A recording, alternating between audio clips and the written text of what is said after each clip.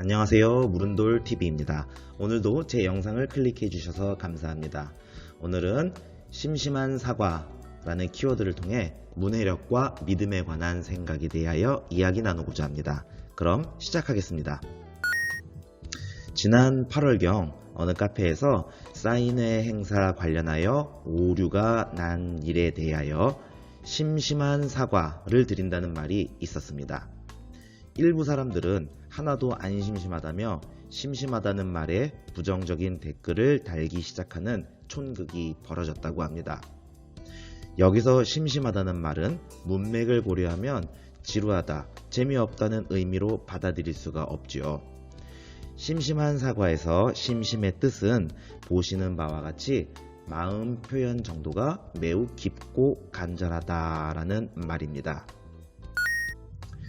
최근에는 EU 대사의 발언을 왜곡하여 전달한 김의겸 대변인, 또 이태원 참사 책임에 대하여 이상민 장관 역시 심심한 사과를 언급하며 자신의 잘못을 인정하는 발언을 했습니다. 이분들 역시 지루하게 사과를 한 것은 아니라는 말이죠. 왜 이러한 오해가 생겼을까요? 첫째, 사람들의 문해력 문제 때문입니다. 낱말의 의미를 이해하지는 못해도 대개의 경우 앞뒤 문맥으로 미루어 짐작할 수 있는데 그게 안 되는 거죠.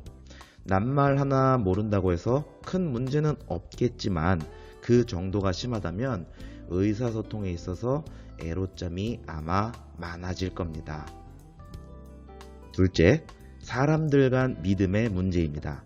이는 오늘 제가 말하고 싶은 주제이기도 합니다. 해당 카페가 어디인지 저는 모릅니다만 그 카페의 운영 방침과 카페 사장에 대한 믿음이 있다면 심심하다는 말을 지루하다고 해석하진 않았을 겁니다. 워낙 비대면 관계가 많은 사회이다 보니까 그 카페 사장은 뭐하는 놈이길래 그리 뻔뻔하게도 지루하게 사과를 하느냐라고 오해할 수도 있다는 말이죠. 윤석열 대통령이 취임한 또 어느새 반년이 넘었습니다.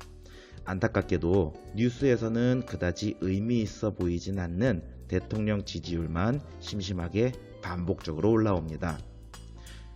용산 집무실 이전 문제부터 한동훈 술자리 의혹, 바이든 승인 안 해주면 이 새끼 쪽팔려, 국군의 날 명령 실수, 이태원 참사에 대한 정부의 대처, MBC 기자의 전용기 탑승 금지 조치 등으로 그에 대한 지지율은 매우 초라한 상황이죠.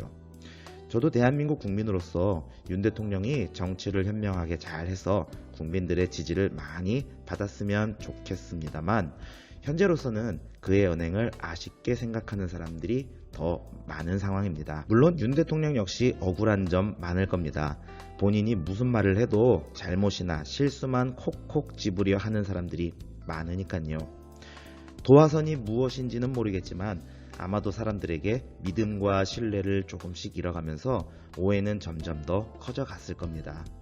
만약 윤 대통령이 국민과 소통이 더 잘 돼서 마음이 모인다면 그가 심심한 사과를 하든 재밌는 사과를 하든 사람들은 설령 말 뜻을 모른다 하더라도 말과 글에서 진심을 읽어낼 것입니다.